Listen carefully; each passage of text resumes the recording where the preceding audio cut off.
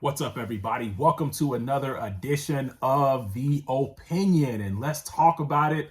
Another rivalry game for USC. They just come off of beating UCLA, a rivalry game, and then have to get turned around right again for another rivalry game, which is kind of odd. I mean, you typically don't have two back-to-back rivalries, but hey, I guess that's how USC's schedule sets up. So now they're going to play USC with the home closer. I guess is not. I was going to say home opener, but with the season home closer, they're hosting Notre Dame, which is probably USC's biggest rivalry historically.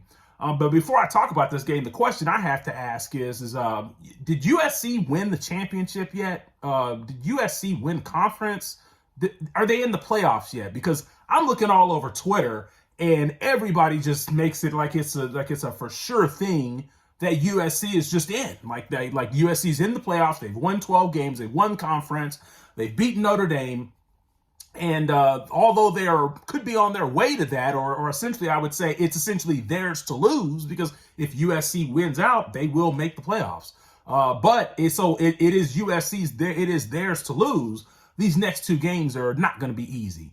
And with that being said, USC is going to lose to Notre Dame. You guys know when I make a video, either the game is super close or either I am right. So far this year, I've made a video, USC, Oregon State. Oregon State blew it. They almost should have had them. And then I made a video, USC and Utah, and we know what happened there. So when I put my credibility on the line, you USC fans should be concerned, because this is the best defense that you are going to see. This is the most physical defense you are going to see. Notre Dame's played better teams than USC thus far this year, and they're 1-1 in those games. They played Ohio State, who we know is better than USC, at Ohio State to open the season, and Ohio State did not blow them out like they did everybody else. I think the score was like 26-21. I think 21-10. I think was the final score. So Ohio State did not blow these guys out, and Ohio State has just as many weapons, if not more weapons, on their offense as USC does. They have a Heisman contending quarterback, just like USC does on their team as well. And they have a host of receivers, probably more receivers or more viable receivers than USC does.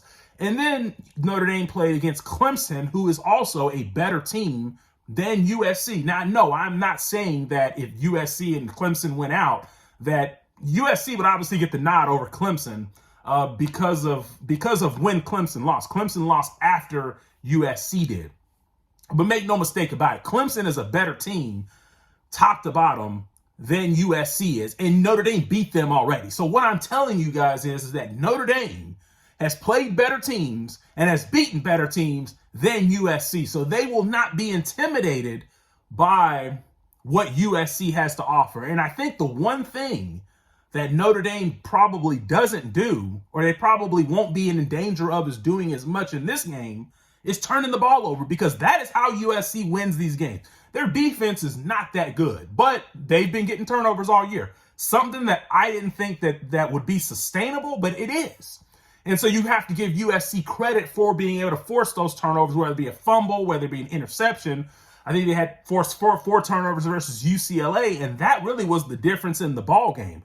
But I think because of the way Notre Dame runs offense, they're not really interested in putting the ball in the air as much as UCLA is. So therefore, the way that USC is going to have to win this game, they're going to have to force fumbles. And I just don't see Notre Dame doing that 2 and 3 times in this game. If Notre Dame does that 2 and 3 times in this game, they're not going to win the game. But I don't see that. And so that's why I see Notre Dame taking care of USC, because they're front on the offensive line. They're physical, they're salty, and USC has been susceptible to giving up rushing yards all season, but they're great equalizers, being able to force those turnovers. And I don't see Notre Dame coming in here forcing or turning the ball over, giving it to USC. USC is going to have to earn it. And if USC has to earn it, they will not win.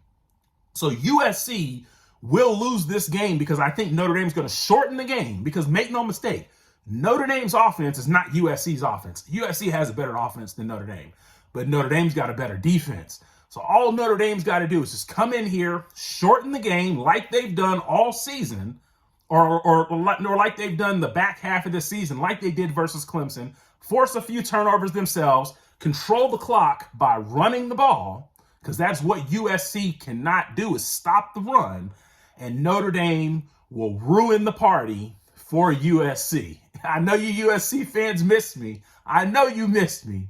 But there's a reason why I didn't make a video for the UCLA game, because I didn't have a good feeling about it. But I am making a video here. So Notre Dame will spoil the party. USC can still go on and win the conference. I mean, they've already proven me wrong. I mean, they're going to go better than 8-4. But at the end of the day, a playoff, you guys are counting your chickens before they hatch. And just know, Notre Dame's going to spoil the party. And if you think that if you thought USC was going to the playoffs after beating UCLA, then I guess you just overlooked Notre Dame. But hey, take it from me, and I'm out.